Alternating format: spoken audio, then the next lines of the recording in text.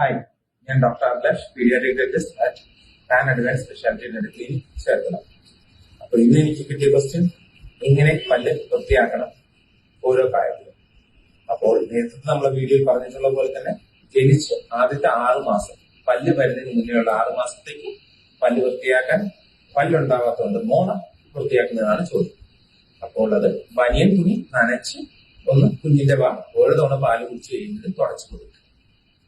എന്നാൽ അതിന് കഴിഞ്ഞ് പല്ല് വന്ന് 6 മാസം മുതൽ 2 വയസ്സ് വരെയുള്ള സമയത്ത് ഫിംഗർ ബ്രഷ് എന്ന് പറയുന്ന സാധനം ഓൺലൈനിൽ വാങ്ങിക്കാൻ കിട്ടും. സിലിക്കോൺ വെച്ചിട്ടുള്ളതാണ്. നമ്മളെ കയ്യിൽ ഇട്ടിട്ട് കുഞ്ഞിന്റെ വൃത്തിയാക്കി കൊടുക്കുക. കുഞ്ഞിന് സ്വന്തമായി ബ്രഷ് പിടിക്കാനോ ബ്രഷ് ചെയ്യാനോ തോന്നി തുടങ്ങുമ്പോൾ ചെറിയ കുട്ടികൾക്കുള്ള ബ്രഷ് അവൈലബിൾ ആണ്. അത് വാങ്ങിക്കുക.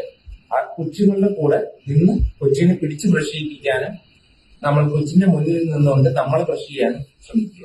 അപ്പൊ കുട്ടികൾ പല്ല് വൃത്തിയാക്കാൻ ശീലം വരും. അതിന്റെ കൂട്ടത്തിൽ തന്നെ കൊച്ചുങ്ങൾക്ക് പിടിക്കാൻ ബുദ്ധിമുട്ടുണ്ടെങ്കിൽ ബ്രഷുകളെ കസ്റ്റമൈസ് ചെയ്യാൻ പറ്റും.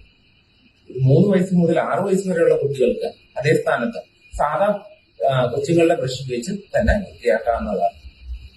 6 വയസ്സിന് മുകളിലോട്ടുള്ള പിള്ളേർക്ക് അവർക്ക് ഇഷ്ടമുള്ള ബ്രഷ് ഏത് നല്ല ബ്രാൻഡിന്റേതും വാങ്ങിച്ച് ഉപയോഗിക്കാവുന്നതാണ്. പിന്നെ സൈസ് നോക്കേണ്ട ആവശ്യമില്ല.